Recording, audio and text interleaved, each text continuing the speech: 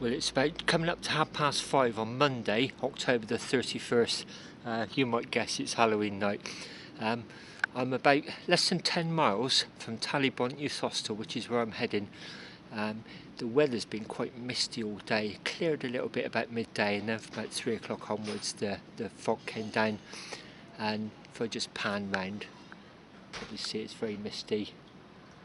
First winter day, you know, when it's getting dark about 5 o'clock. I wasn't going to make a film of this trip, but seeing my friend here, I just couldn't resist it.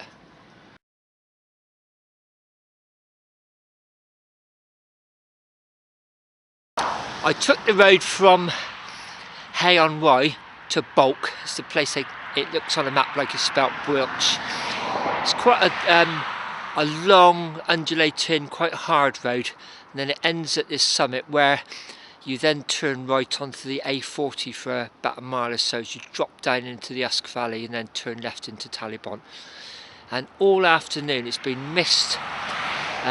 Visibility for the last hour has probably been about 200 metres. You've been getting some amazing effects with sort of headlights coming towards you, close encounters, that sort of thing.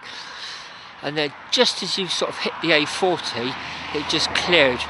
And I just saw the Brecons, well, the outlines of the Brecons. There's no lights on them, it's just a dark sort of outlines of the curved outlines of the Brecons, and right down in the Usk Valley you can sort of see it's all mist. It just looked like something out of Lord of the Rings.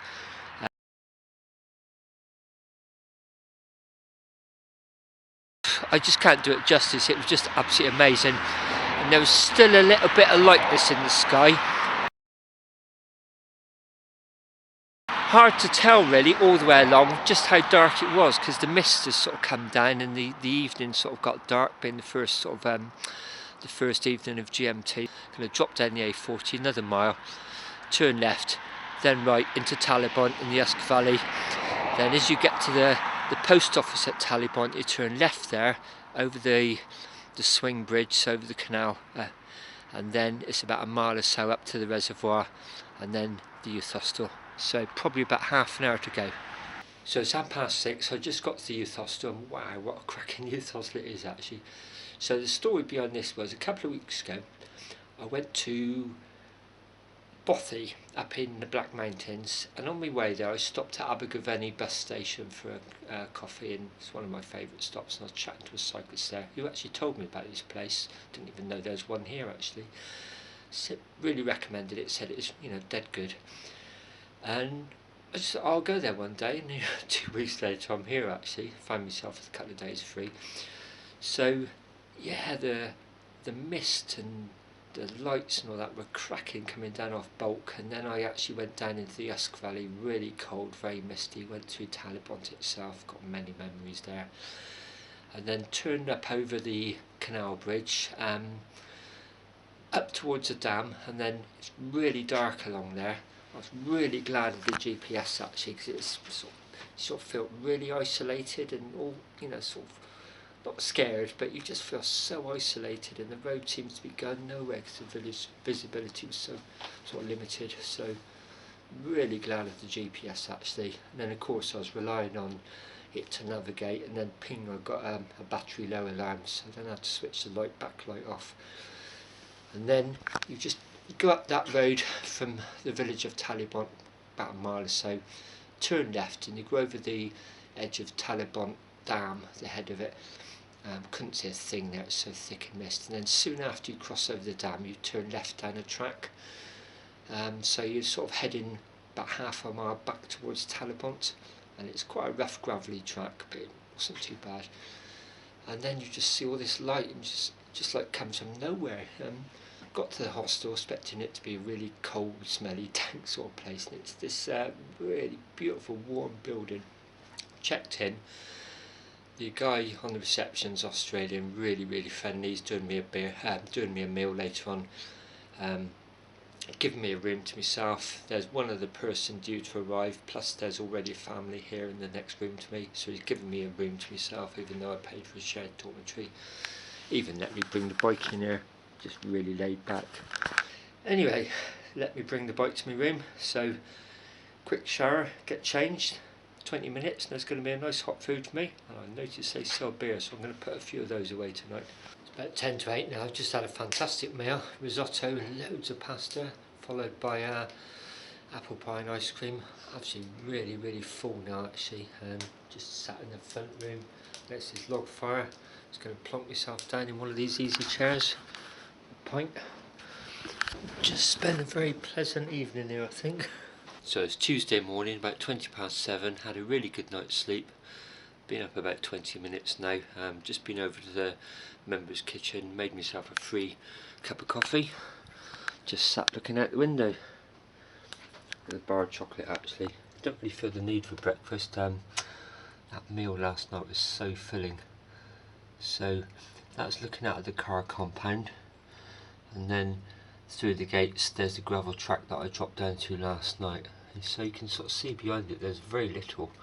This was like a real sort of lovely warm magic oasis turning up last night, so it felt very isolated coming up. The GPS somehow was quite reassuring, you know, just letting me know I was heading in the right direction and letting me know when the turning would be, because there was just absolutely nothing out there, especially in the fog made it even more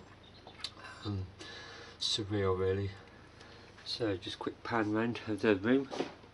So I had this room to myself, even though I didn't pay for my own room. So 4 bunks in it, very cosy. Wardrobe. Let me bring my bike in. Footstool, mirror. Able to spread myself out quite well actually, having the place to myself. And it's really warm. The radiators were on till about 10 o'clock last night. They were on again this morning, so I'm just making sure everything's warm so I can at least start off warm. So this place really is a bargain. The price for last night was £15. I think it goes up to £18 a night at weekends. But I didn't even pay 15 because I'm a member of YHA, so you get a £3 discount. So, you know, 12 quid for this, just unbelievable value. In fact, me and Linda are life members of YHA about 10, 12, 13 years ago. We just took out a 5-year instalment plan and just paid, I think it was 40 quid a year for. So a bit about the bike I ride on these trips. It's called a Caribou. It's actually steel with no lugs, and it was actually designed by a guy who used to own Avon Valley Cyclery in Bath. He actually went on to found the cycle scheme, the Cycle to Work scheme, a guy called Richard Grigsby. Anyway, his background was engineering. He designed some frames, and so this was a batch of those. I actually didn't buy it off them. I bought it off a mate of mine who had actually bought it from them new. Got it in a bit of a fire sale, to be honest. Really like it. So I'm actually carrying 2 Caradise front panniers on this trip. They would normally be panniers that I attach to a rack on the front for camping, but because I actually don't need that much for a hostel trip, they're ideal just to put on the back. So 26-inch wheels, 1.5-inch tyres. The bike is a hybrid, and so are the tyres really. There's tread on it but not that much, so it's good on the road, and it's fairly good when you take it off-road, but obviously it's not pure mountain bike equipment.